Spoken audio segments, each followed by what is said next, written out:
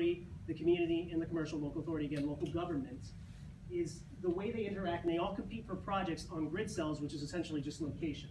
So the model inputs modified for this is the interface input data. Some of the idea rates and feasibility finance were some of the things that I was mentioning earlier. But idea rate just means that if it's a good idea and we all agree on it, we're going to move forward. Then feasibility finance is attaining finance just for feasibility studies. Then capital finance is attaining finance for actually building out the project. And then procurement is actually gaining contractors for the project itself, because sometimes there's not enough contractors. And then the actual contracts, not to be confused with contractors, is gaining from the customers specific contracts saying that they will connect to your system if they build it, because it's very, very expensive. For the geographical input data, which is just some of the data that's changed geographically that I changed, because these are modified inputs that are the things that I changed on the model. There's even more than this. But fuel poverty is one of those things which is important, because in the UK, that's something that they more look at, and us, we don't really look at that often. But fuel poverty, what it is after you spend a certain amount of money, if you're left below the fuel poverty line after you spend money on fuel, then you're in fuel poverty. And then housing density, which is to determine heat demand, to determine how many customers you're going to have in one location, how much demand of heat you're going to have to provide to these people, is also important. And social housing, which in the US is smaller than the UK, is just people in public housing, as it's called out here. So this is to explain the model process, which I think is a lot easier through a graph. But the project capacity, first you're going to look if I have enough capacity now that I'm a local authority, a community, or a commercial entity to create these projects, because they all have different numbers that they can have. And then if they do have project capacity, they'll move into the idea stage and they say, okay, do we like this idea? Does this idea make sense? Okay, we're going to move forward. We're going to set the location. We're going to set the size of that project. And then we're going to determine feasibility finance, which is just, again, mentioned before, it's to attain finances for feasibility studies. And we're going to assess the social factors, which are mentioned, like fuel poverty and social housing. And then after, the economic factor, which is the heating density, to determine if there's enough heating density to determine how much heat demand there is. And then after that, if it's feasible, we can then move on into capital finance stage, where we can determine if we have money for this project and we can actually build out the district energy system itself.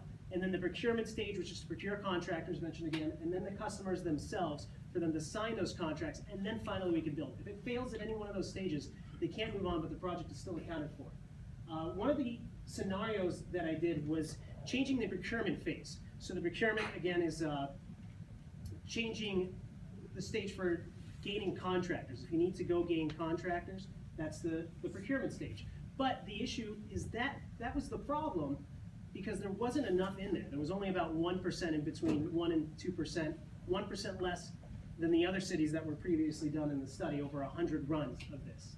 So the main problem with that is that it's a transitional problem from the capital finance stage. So if you change that in capital finance, then it'll increase the amount of projects that you have in that other stage, which is changed by 0.05 for commercial and local authority, and then community 0.2. Now, those show very small percentage increases, but what is happening here is that throughout the project phases, they're increasing throughout each stage. This specifically is not for that, because each run, if I were to run a single run, the variation in the model, these graphs can be very, very largely for the small change that I made. But this one shows just an idea capability increase, what will happen over time if ideas are increased for the capability for that. So what you'll notice is that there's more projects on the y-axis than there is before. And that's because we increased the capability of ideas, so now we're able to work on more projects, we're able to gain more locations, since we have a certain amount of capacity for that.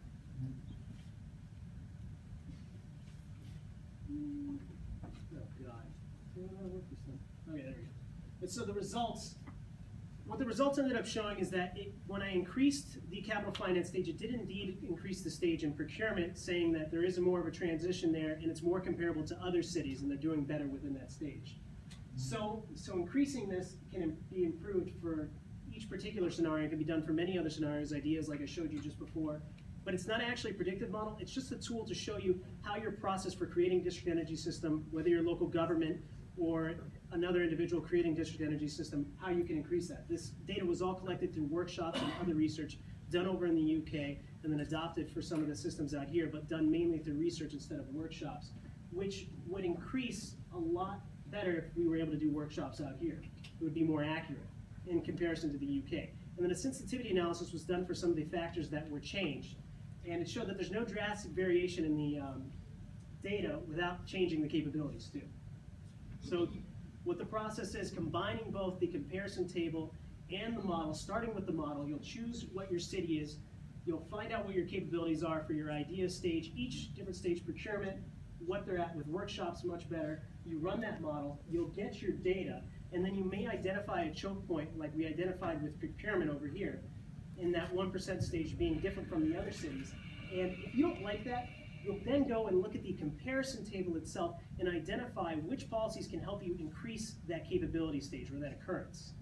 So when you identify those, then you can go back, identify which capabilities you're actually going to change in the form of a modification, and then you'll go and run the model again. You're going to observe your data. If your data looks good and there's no chokes, then you have your desired results, and you can always come back if you want to observe it again in a more accurate way. So in conclusion, when you're looking at the agent-based model itself, that will help you identify the process of creating the district energy system from people that have done it before and from many workshops. And then with the inclusion of the comparison table, it can help you find which policies will help you with those capabilities a lot easier than it would without it, because that data is very sparse and far and few in between. So certain dissimilarities between the US and UK could actually, again, be helped with workshops. Questions? Yes? I think your presentation, if it was given to those people that are experts in agent-based modeling, it would have been just fantastic. Right. And to those people that are not familiar with it, and there would be many of us in here, Oh, yeah. I would say that at the beginning, you probably have to explain the situation, like, you know, the agenda that we had, somehow like 1 or 2 minutes of what you're gonna be doing and what you're gonna end up with, that type of a thing, very slowly. So Right. people get it, and then go through the rest, because I really was lost somewhere in between, and so were other people, I'm pretty sure. And Oh, then yeah. I was trying to pay attention to the conclusion to see if I can get back to what you wanted to do. Right. So the main problem is it was very complicated. It took me over a month to actually figure out what was going on throughout the understand. model. But You there still is have a to- way to. No, and I know I 100% agree with you, and I'm still trying to figure that out and how to simplify it. And I think at the beginning I should probably get more into what I explained at the end. Something like that, you know, at the Right. beginning, have like your elevator talk, you know, like in 2-3 minutes, explain what you wanna do. Right. And then get into the details. Yeah. All right, and I wasn't sure, did you also find that the city's current climate was a factor to consider? Like, you know, I noticed that you had several cities that were in the cold climate, and there was one Los Angeles. Right. So it is a factor. So just that determines whether or not you're going to use heating or cooling. Uh-huh. So that's a factor that someone could determine. Oh well, obviously they're not going to use heating or cooling in their city if that's too low So or you too high. chose, those cities were chosen because they were extremes, or they were just So these cities were chosen? right. So the cities were chosen, which I mentioned, but I probably mentioned it really fast, was because that Copenhagen and St. Paul are some of the epitomes of the cities that you want to pick for district energy because they are they're very progressive for it. So these are very successful cities with district energy. So I would say even. Probably signification of that would probably. Even the speed of your presentation, the speed of your talking is much faster because you want to explain everything. And, It's so much, yeah. Yeah, so ignore the details. Yeah. Ignore the details. Tell me where you want to take me, and then, you know, explain that to me, because there's no way you can explain all that detail in 12 minutes. Yeah.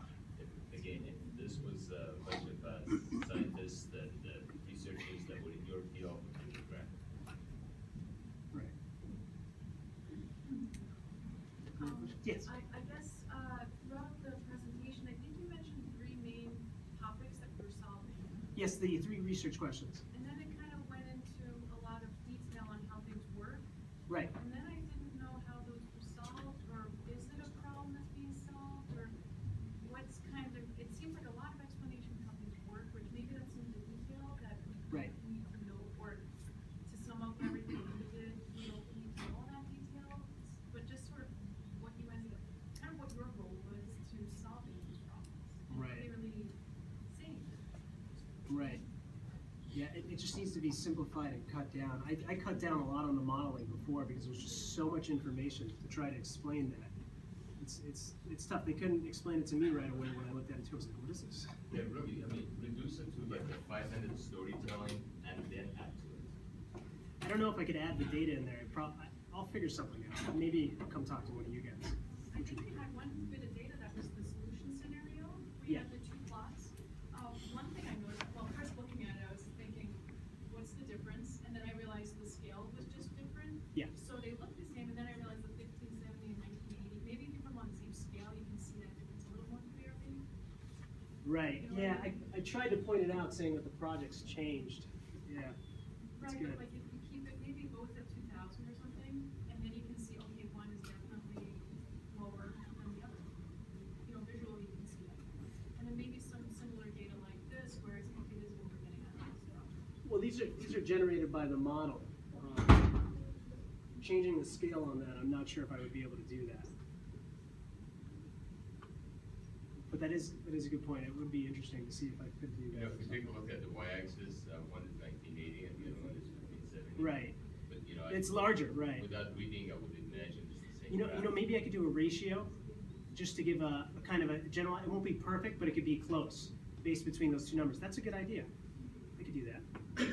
And maybe some similar data like this, where you're pulling it out and solving those three initial questions you had. Yeah. Did Yeah. most modeling software have export data Or raw data. export raw data? So I should throw some of the raw data in there instead. No, I could do that. You take it and then you plot it in a different software. Yeah, maybe I'll do that. Yes. I'll have to figure out how to show that because it is a little different. But yeah, You can export it to an Excel file and then you just have to. yeah. That's a good idea. Yeah, there's a lot of it. Any other questions?